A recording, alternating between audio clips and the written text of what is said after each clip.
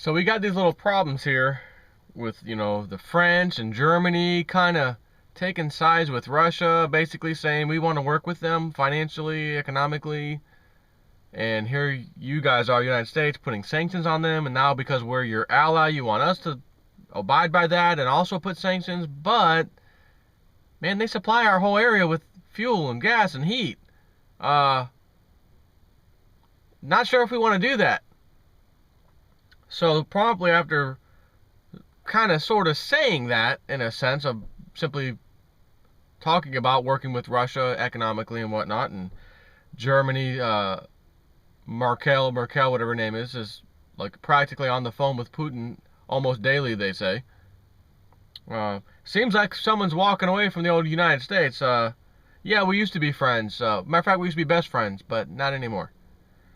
So promptly after that happens, New York Fed slams Deutsche Bank, that's a German bank, too big to fail German bank, and its E55 trillion in derivatives, accuses it of, quote, significant operational risk. And it took you how long to determine that about these too big to fail banks, in this case Deutsche Bank? Has anything changed over the last 10, 12, 15, 20 years with these banks? No, they've just gotten riskier and riskier and riskier. And again, any bank that is a bank in this world today practices fractional reserve lending. Therefore, it is in default the day it opens its doors, technically speaking. Because all the money you put in that account, they are lending out 90% of it as soon as possible. And the next guy that walks in, puts his money in the bank, 90% of it, lending it out. Therefore, where's the money going to come back if everyone walked back in the bank and said, give me my money back? Matter of fact, just give me 20% of my money back. Sorry, we can only give you 10% back because we've only kept 10% this whole time. So all of a sudden, Fed's all over Deutsche Bank, huh? First, it was French BNP that was punished with a $9 billion legal fee after France refused to cancel the Mistral warship shipment to Russia, right? We told France, no, don't send them those warships. We'll get someone to buy them. No, they were already made an agreement with Russia, and we're going to go ahead and send them anyways. Okay? So France basically said, screw you guys. Germany has now said, screw you guys. These are our closest allies. What's going on here? I think someone's going to be left in the dark. And by the time the average American figures that out, it's about the same time their bank account's in deep trouble, their retirement account's just been raided. Or maybe they'll just let the market collapse somehow, blame it on a cyber attack from Syria or maybe now Russia. Now that Russia's in the spotlight with the Russian hackers caused the United States stock market to crash, and your retirement account, it's Russia's fault. And we'll see who buys that. So first it was French BNP that was punished with $9 billion legal fee after France refused to cancel the Mistral warship shipment to Russia. And notice how they're not punishing the country. They're not punishing France. We're not punishing Germany. We're punishing a bank in Germany, a bank in France, for the country's actions. Now, what sense does that make? I'll tell you what sense it makes. All of these countries today, nowadays, they're no longer government, right? They no longer have a government in the country. The government has become a fascist entity. What does that mean? Fascism is when you have the merger of corporate and state powers. Therefore, and like in our country, the bankers tell our Congress what laws to pass, what regulations to remove, when to remove it, jump, how high do you want me to jump? Here's a little payoff money, of course. Have a nice day. Or, excuse me, campaign contribution. I meant campaign contribution.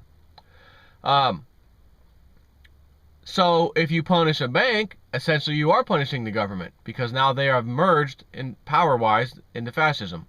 So this actually does make sense now, doesn't it? So France refused to cancel the Mistral warship shipment to Russia, which promptly led the French National Bank head Christian Noyer to warn, quote, that the days of the USD dollar as a reserve currency are numbered. Oh. Webbot's going to be right on that. Been in there for years. Lindsey Williams, death of the dollar as well.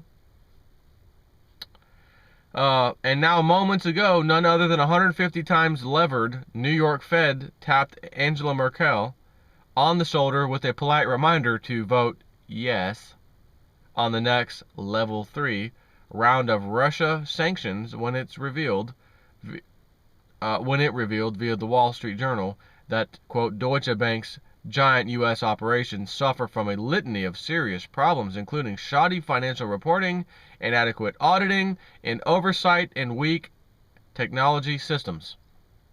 But Bank of America is fine, trust me. JP Morgan Chase, they're definitely fine.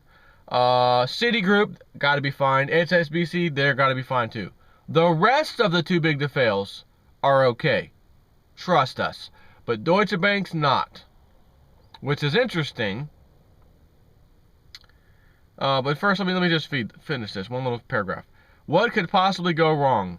Well, this. Recall that as we have shown for years, zero hedge. We have shown for 2 years in a row, Deutsche Bank has a total derivatives exposure that amount to euros, 55 trillion, or about 75 trillion US dollars. That's a trillion with a T and is about 100 times greater than the $522 billion in deposits that the bank has. It is also 5 times greater than the GDP of Europe, and more or less the same as the GDP of the world. One bank's exposure to derivatives, which are all guaranteed that if any of them fail, any bets fail on those derivatives markets, credit default swaps will kick in, which are kind of like insurance contracts again, but they don't have the pool of money required by a real insurance contract as far as regulations are concerned. They make you have, if you're an insurance company and you're insuring people, you got to have money there to do it. But if it's a credit default swap, you don't have to have any money there to do it. You just write the insurance, get the fees from these people, and leave, and that's it. If there's ever a claim in the derivatives markets, ever, it's done, because no one has the money sitting aside to bail out anyone else, and they probably didn't want it from the beginning because, again, we're talking $55 trillion, one bank's exposure. Well, how about JP Morgan? How about Citigroup? How about Bank of America? I wonder how much they're exposed. As Lindsay did say, I know I've been a little upset with him lately, but he did say derivatives. Remember those videos he was talking about? Derivatives. That's what's going to bring this all down. The derivatives. And there's no question about it. So having said that, I also watched a video the other day. That was a little C-SPAN, it was on the internet, but it was from C-SPAN, and they had a senator, I can't think of her name, who was grilling in a polite way Federal Reserve Chairman or Chairwoman Janet Yellen. And apparently these banks, especially the too big to fails, every year I guess they have to submit kind of like a contingency plan of what would you do if this happened to your company, if your company experienced this type of event or losses or this or that, how does it trickle down to the rest of your company and its subsidiaries, what plans do you have in place to deal with that? And each year they have to submit to the Federal Reserve, here's our plan to deal with that kind of a crisis. And the Fed looks at it and says, okay, looks like a good plan, check it off, here you go, you're good to go. Or, not good, check it off, take this garbage back and fix it and give us something that's actually going to work, because this is a catastrophic failure. There's nothing here. If this happens, your company's in deep trouble. Give us something new. And then the next year comes, and here you go. Here's our new revised plan. Revised plan is kind of like the old plan. Not good enough. Well, we'll try again next year. Next year comes. Here's a new plan. New plan looks like the old original plan. Not good enough. So the senator keeps asking Yellen, why are you sending it back? And she said, well, we don't want to have to fine the banks, and we don't have to cause any ruffles or anything, but we would rather them take our advice and what we recommend and fix their issue so that everyone's happy. Okay, but this has been going on for multiple years now, and they continually send you something that you've just said that you keep denying, saying it's not a good plan, and you have the tools. And as a matter of fact, statutory law says that you can and do have the power to, and I forgot the term she used, but she then said that what that term means is, layman words, break up the bank. And she said, you know, the Lehman collapse, they had around 400 subsidiaries. JP Morgan Chase, she says, JP Morgan Chase has over like 4,000 something subsidiaries. And we saw what it was like with Lehman. Can you imagine if JP Morgan goes through a collapse like Lehman did? And you're telling me JP Morgan has not brought you sufficient answers, and you keep replying back, this is not good enough, and here's some recommendations, and they keep sending it back, saying this is what we've got, and you keep saying, no, it's not good enough. And this has been going on for several years now, and you have, by statutory law, the ability to break them up into smaller entities so that they can be in compliance. And you haven't done it. Well, again, we don't like to. It is in the law that says you can and should do that if necessary. And Janet Yellen really was just kind of makes you wonder if there's going to be a big breakup soon. JP Morgan, too big to fail, has failed. Humpty Dumpty can't fall down and break, fell down and break. Fell down and broke into pieces. So now we're upset with our allies in the EU zone, and all of a sudden,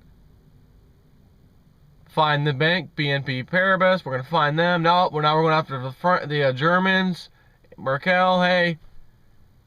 And I don't think they even care. Would you care if you knew, at a high level, guys, we've known this coming, it's getting real close now, the US dollar is not going to be the reserve currency. As you see, China and Russia, that's where everyone's going. Do we stay with the sinking ship known as American dollar? You can see it's got massive holes, it's going down.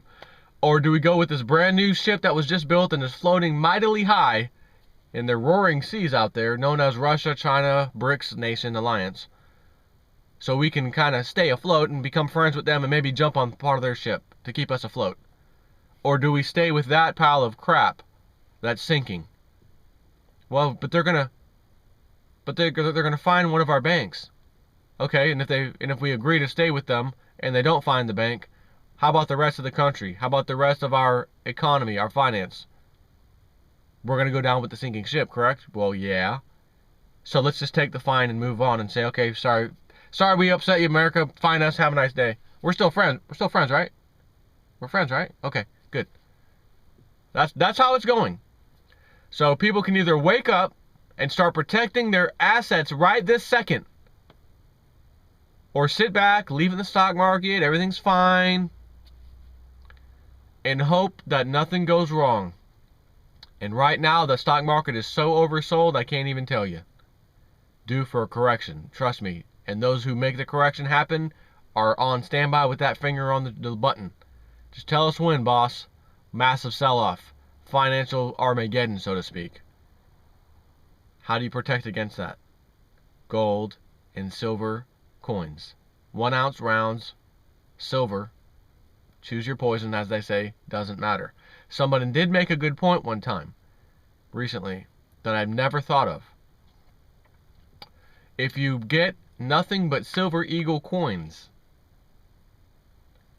they are technically legal tender, even though the back of the coin says $1. So, face value, legal tender, silver eagle coin is $1. No matter if the price is $20, $50, or $100 an ounce, the back of that coin says $1. Legal tender. No moron in their right mind would sell a coin worth even today $20, $21 for $1. However, if you remember the old story I tell you, when you find a house and you got all the silver and the price explodes, you go and buy the house cash, you sell the silver, get the cash, buy the house, etc. Or you make a deal with the person that's selling the house. I have coins, and since you own the house outright, you want to do a little deal. And you could technically do that. And you don't have to pay any taxes or anything because you are using the silver as legal tender. And you could basically tell the person, well, look, I know legal tender, you know, let's just say the price of silver is $100, and there's a $100,000 house that used to be $300,000 before this big collapse happens. Now it's $100,000. Silver is $100, and you have 1,000 ounces. That's $100,000 you now have in your possession. The exact amount you need to buy this house. You could then go to that person. I would like to give you 1,000 ounces of silver, face value $1, which means I'm giving you $1,000 for your $100,000 house. And then that person can say, okay, sounds good, takes the silver, and then sells the silver for the cash. One way or the other. That's one of the options you have with using silver as legal tender. However, is someone else out there selling a house going to do that? I don't know. But at the same time, you could go and sell silver. And normally the rule of thumb has been, if you sell any precious metals at any coin dealer, and it equates to more than $10,000 or $9,999, whatever it is, they then have an obligation to let the IRS know we just took in $10,000 from this individual, blah, blah, blah. If it is less than that amount, they don't have to follow that obligation, don't have to tell anyone that they just did that and that everything's good. They don't have to record who you are or anything else. So if you went $9,000 to this coin dealer, $9,000 to that coin dealer, $9,000 to that coin dealer. Oh, and by the way, wife, it's your turn. Okay, $9,000 to that coin dealer, $9,000 to that coin dealer, $9,000 to that coin dealer. Allegedly, this shouldn't cost you any tax. You shouldn't have to pay any tax. So, I'll ask you this. If silver is hundreds of dollars per ounce, are you going to be upset that you had to pay income tax on it? If you just said, you know what, I'm going to sell it all at once to APMEX or Monex or Gainesville Coins or JM Bullion, whoever's buying at the time, which all of them are going to be buying and selling. They don't just stop buying and selling because of the price. And they say, okay, we got to report this to the IRS. I understand, but I only paid, $20,000 in total for all the silver that I got. So now I'm getting back $500,000. I don't mind spending $100,000 in taxes. I'm left with $400,000. Is it going to bother you that you had to pay $100,000? You got $400,000 back on a $20,000 investment. You're walking away with $400,000. No, it's not. So some people may opt to just unload it as fast as possible. The price is right, I'm out. And I may do that. Just want to run that by you. Take care.